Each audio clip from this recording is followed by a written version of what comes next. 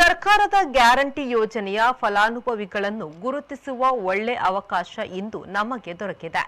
ಇನ್ನು ಮುಂದೆ ಈ ಯೋಜನೆಯ ವಿಸ್ತರಣೆ ಆಗಬೇಕೆಂದು ಸರ್ಕಾರದ ಆಶಯ. ಯಾವುದೇ ಸರ್ಕಾರ ಅಧಿಕಾರಕ್ಕೆ ಬಂದ ನಂತರ ಬೇರೆ ಬೇರೆ ಯೋಜನೆಗಳನ್ನು ಪ್ರಕಟ ಮಾಡುತ್ತದೆ. ಅದನ್ನು ಜನರಿಗೆ ಸರಿಯಾಗಿ ತಲುಪಿಸುವಂತದ್ದು ಆಡಳಿತ ಯಂತ್ರದ ಕೆಲಸವಾಗಿರುತ್ತದೆ ಎಂದು ಶಾಸಕ ಸುನೀಲ್ ಕುಮಾರ್ ಹೇಳಿದ್ದಾರೆ. ಅವರು ಕಂದಾಯ ಇಲಾಖೆ, ತಾಲೂಕು ಆಡಳಿತ, ಕಾರ್ಕಳ ಸರ್ಕಾರದ ಗ್ಯಾರಂಟಿ ಯೋಜನೆಗಳ ಹೋಬಳಿ ಮಟ್ಟದ ಸಮಾವೇಶವನ್ನು ಪೆರುವಾಜೆ ಶ್ರೀ ಮಹಾಲಿಂಗೇಶ್ವರ ದೇವಸ್ಥಾನದ ಸಭಾಭವನದಲ್ಲಿ ದೀಪ ಬೆಳಗಿಸಿ ಉದ್ಘಾಟಿಸಿ ಮಾತನಾಡಿದರು. ಸರ್ಕಾರದ ಗ್ಯಾರಂಟಿ ಯೋಜನೆಯ ಫಲಾನುಭವಿಗಳನ್ನು ಒಟ್ಟಾಗಿ ಸೇರಿಸುವಂತ ಒಂದು ಒಳ್ಳೆಯ ಅವಕಾಶ ಇವತ್ತು ನಮಗೆ ಸಿಕ್ಕಿದೆ. ಸರ್ಕಾರದ ಆಶಯದಂತೆ ಗ್ಯಾರಂಟಿ ಯೋಜನೆಯ ಫಲಾನುಭವಿಗಳನ್ನು ಒಟ್ಟು ಸೇರಿಸಬೇಕು. ತನ್ಮೂಲಕ ಇನ್ನಷ್ಟು ಈ ಯೋಜನೆಯ ವಿಸ್ತರಣೆ ಆಗಬೇಕು ಅನ್ನುವಂಥದ್ದು ಸರ್ಕಾರದ ಆಶಯ.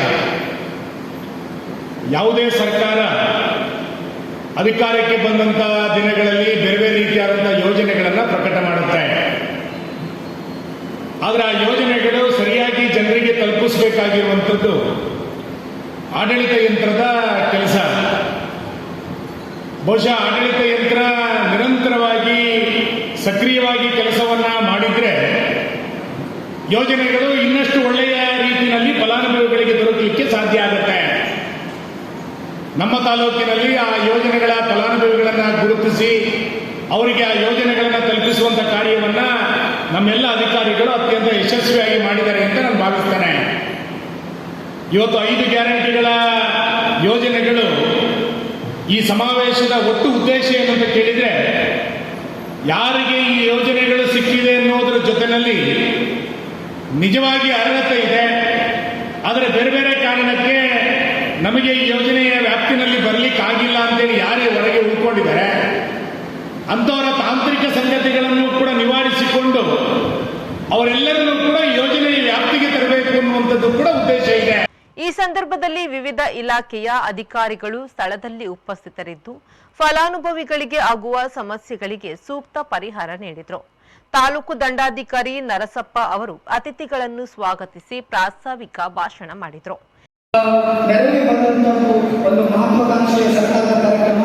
ಈ ಕಾರ್ಯಕ್ರಮದ ಅಡಿಯಲ್ಲಿ ಈಗಾಗಲೇ ನಮ್ಮ ಕಾರ್ಕಳ ತಾಲೂಕಿನಲ್ಲಿ ಅಂತ್ಯೋದಯ ಪಡಿತರ ಚೀಟಿಗಳು 3,359 ಇದ್ದು, ಆದ್ಯತಾ ಪಡಿತರ ಚೀಟಿ 28,478 ಇದ್ದು, ಒಟ್ಟು 31,837 ಫಲಾನುಭವಿಗಳಿದ್ದಾರೆ.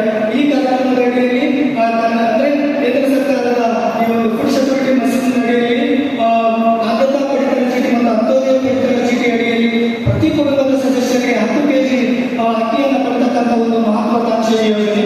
ಈ ಯೋಜನೆಯ ಫಲಾನುಭವಿಗಳು ಬಹಳಷ್ಟು ಇದೆ.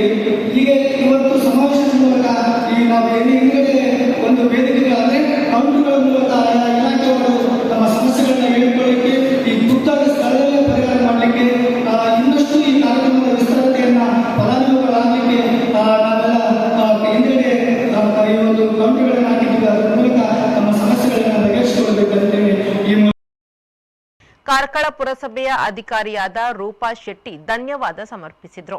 ವೇದಿಕೆಯಲ್ಲಿ ತಾಲೂಕು ನಿರ್ವಹಣಾ ಅಧಿಕಾರಿ ಶಾಂತಪ್ಪ, ಪಂಚಾಯತ್ ಅಧ್ಯಕ್ಷರು ಹಾಗೂ ವಿವಿಧ ಇಲಾಖೆಯ ಅಧಿಕಾರಿಗಳು ಉಪಸ್ಥಿತರಿದ್ದರು.